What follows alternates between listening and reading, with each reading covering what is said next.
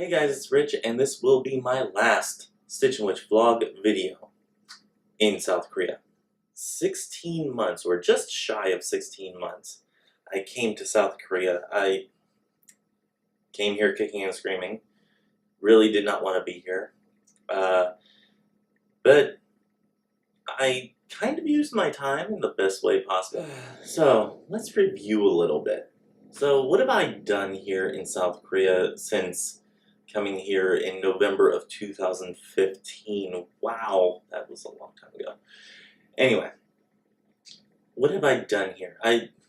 I'll be quite honest, my view of South Korea is kind of skewed, basically because I have not really gone into the country and explored the country and whatnot like a lot of people do. People have told me, they're like, well, you should really get out more, and it doesn't cost much to travel around Korea, which may be true.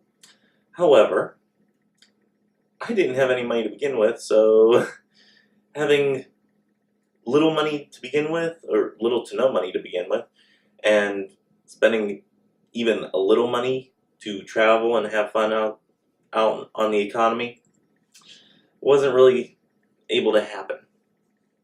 And most of that's because I still have the house in Jersey and improvements on that house and whatnot. So, you know, I'm okay. But I knew I was going to have these financial issues coming here because of how everything was leading up to coming here.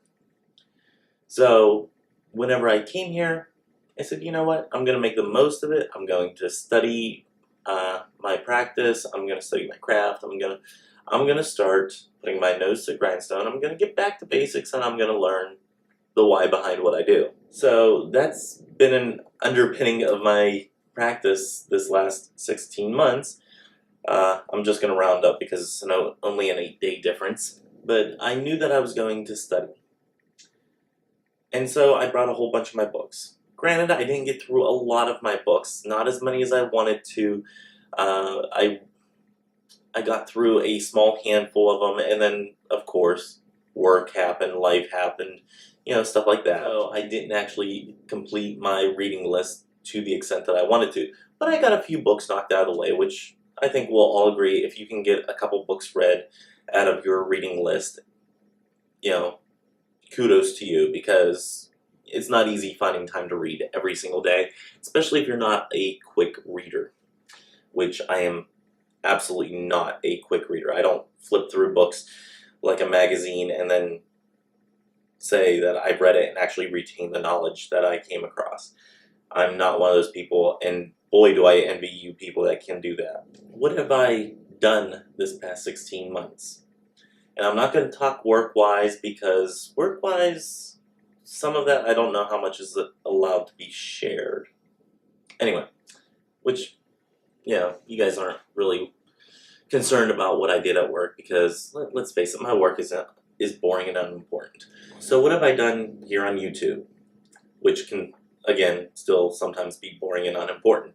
So I started up the Christo-Pagan series, and there's going to be a thing at the end, or towards the end, of when that's coming back, because it kind of went down a little, back in July-ish? Anyway, did the Christo-Pagan series, I started the Futhark Friday series, I started the Wellness Wednesday series, all to be updated in the near future here. And like I said, at the end of this video, I'll tell you guys about it, about my plans. So I started those series, and whenever I started researching these series, I started getting more and more interested in different aspects and starting to really understand the whys behind what I do, which is the main point of why I was going back to basics and studying all this stuff.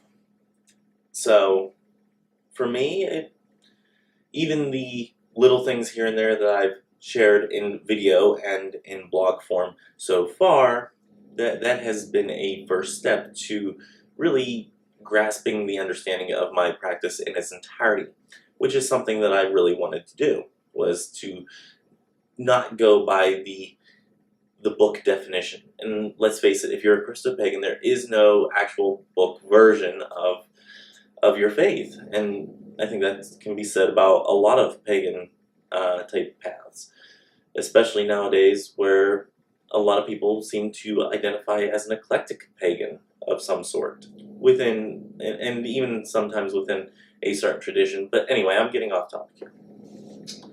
So I started those series and I started getting into the why behind what I do with all of those.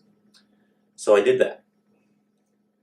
I'm up to over 760 subscribers, which, yeah, is below what I wanted to be, but, you know, I took, what, 6 months off-ish? So, yeah, that's understandable. That's my fault. My bad. One of my other goals, and I wish I had my little, guys, I had a little index card whenever I got here of things I wanted to complete while I was in Korea. And I wish I had that on me. I think I have it packed away somewhere. So I might actually do an update video to this video. So I wish I had that. But anyway, I know that one of the things that I had on there was because I was starting to do tarot readings on Biddy Tarot, which I've linked to them before in a past video, in the 10 questions every tarot reader should answer. I did tarot readings on Biddy Tarot for free, and one of my goals when coming here was to completely be able to read tarot without a book, or without being reliant on the book. And now I don't use the book either at all, or if I'm really stuck on something, very seldomly. I think I've used the book once in the past 2 or 3 readings. So everything's gone pretty smoothly with that goal. Everything's coming to fruition with that. I'm noticing that my intuitive abilities, especially whenever I'm reading the cards for somebody, that they kick in a lot quicker. They're a lot, they come a lot more naturally to me. So I'm liking that. I've strengthened my intuitive abilities. So that's a check mark in that box. And there's going to be more that's happening with me and the tarot here in the future, in the far future, like 2018 future, unless it gets done ahead of time. But yeah, anyway, more to come on that at a later date. But I've really gotten into doing the tarot lately and just completely immersing myself in the symbology or the symbolism of the cards, at least the Rider-Waite-Smith deck. I've really gotten immersed in the symbology and the different little things that aren't noticed here and there, and a lot of that's because of Annie with her Tarot Together series. So I've really gotten into the tarot and noticing those little tiny tidbits that aren't really noticed that often, sometimes aren't noticed at all,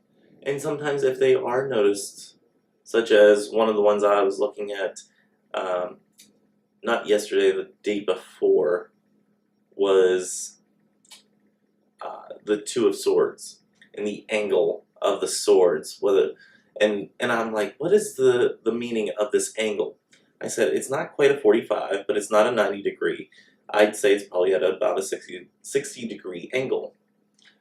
And I looked it up and I couldn't find it on the internet, at least not from a quick search of what the actual angle is of it, because I don't have a protractor here and whatnot. And I'd have to actually go into the shop, and I'm not doing that. I'm not setting foot back into that shop anytime soon, because that's, for one, there's an exercise going on, and I'd have to get escorted onto the flight line, all that stuff. Big headache, just for a protractor. Anyway, I didn't have a protractor with me to see what the angle was, so I Googled it.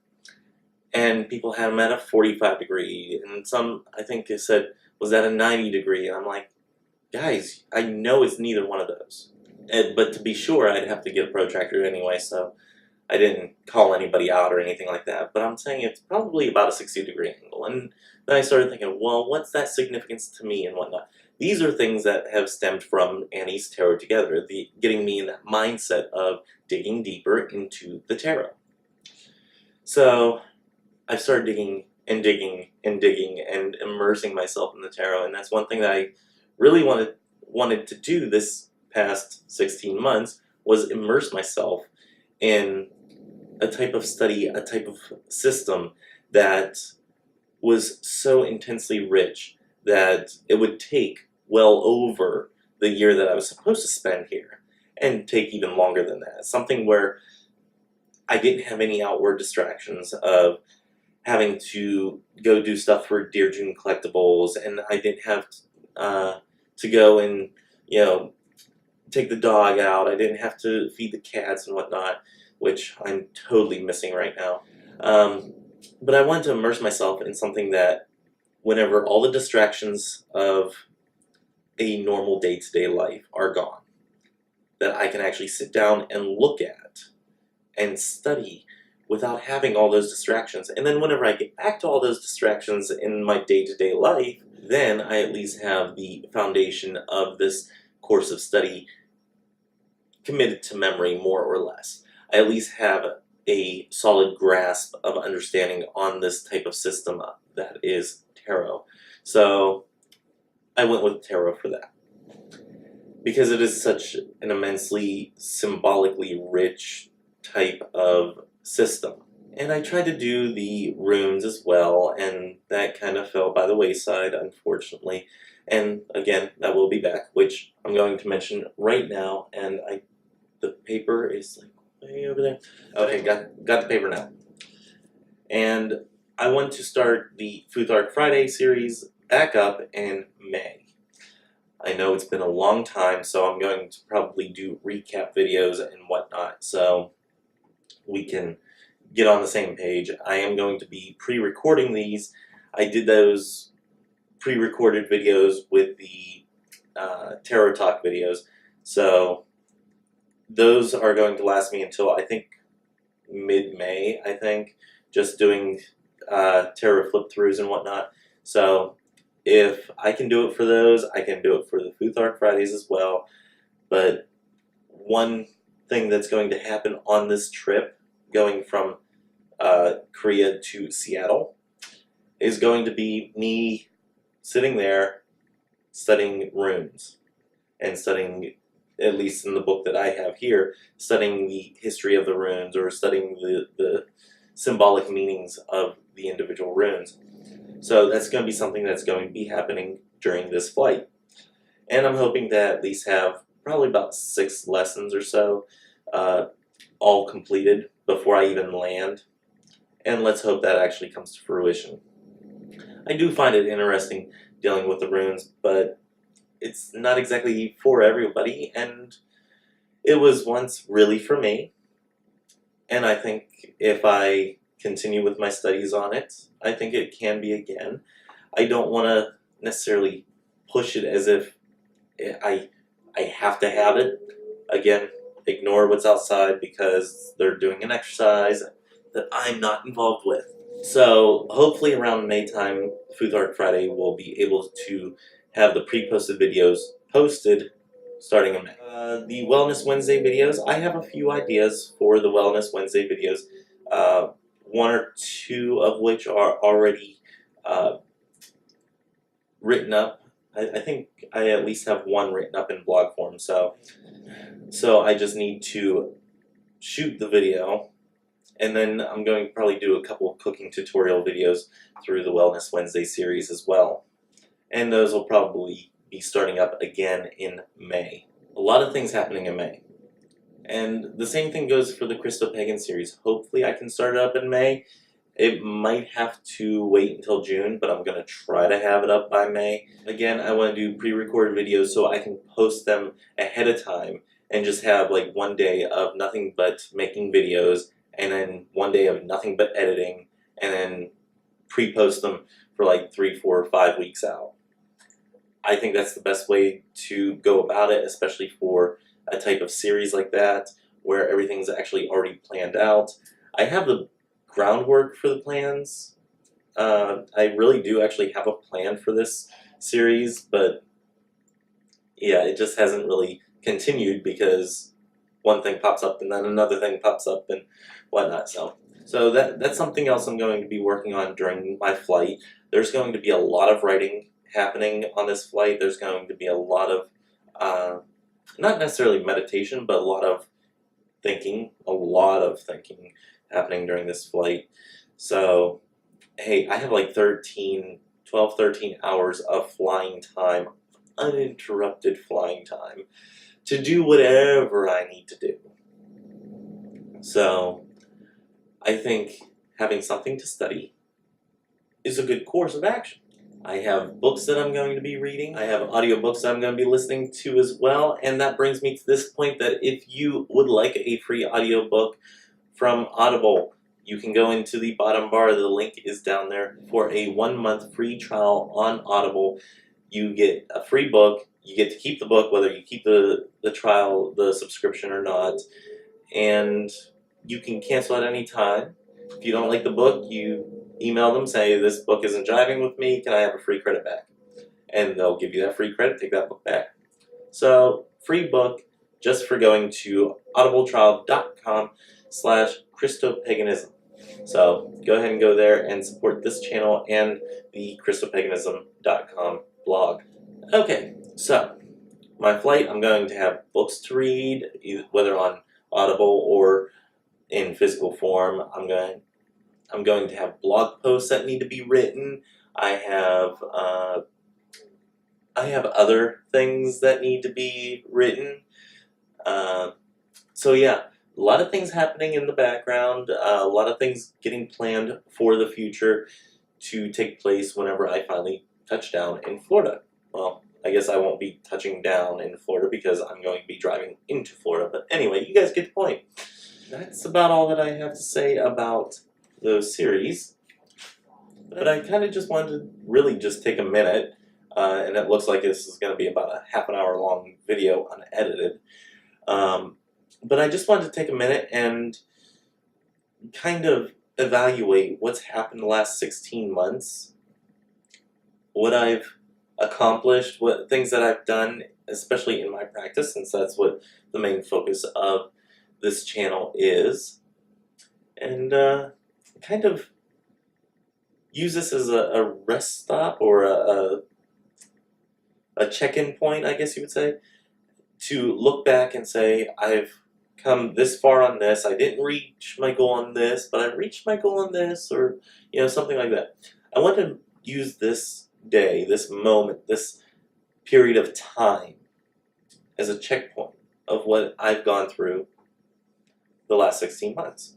It's not been a bad 16 months. Again, I didn't go out on the economy, so that kind of skewed my opinion of Korea, South Korea at least. My opinions of North Korea are still pretty much the same. So, but my opinions on South Korea are kind of low as far as what there is to do here and whatnot. And that's mainly because I didn't go out on the economy. I didn't actually venture out to see what was out there. There were certain places I wanted to go. I know there's a labyrinth, or I think it's within an hour of here. So I wanted to go to the labyrinth. I wanted to go to some temples and whatnot. Didn't get to go out there, and I really kind of regret that. But what are you gonna do? Maybe come back again. I don't know. Maybe, maybe not. We'll see. So yeah, I really got a lot of things done on the introspective part, the inward looking, the shadow working type of aspects. I got a lot of studying done. I got a lot of self-paced training that I've been meaning to get done. I got a fair amount of reading done, especially for me. I got a fair amount of reading done, so not complaining on that at all. I got the blog up. Again, I need to get back to posting blog posts and whatnot, so that will be happening again soon. So I got the blog. I made videos for my YouTube channel, which is something that I really wanted to get back to doing. I've reevaluated my practice pretty much. So yeah,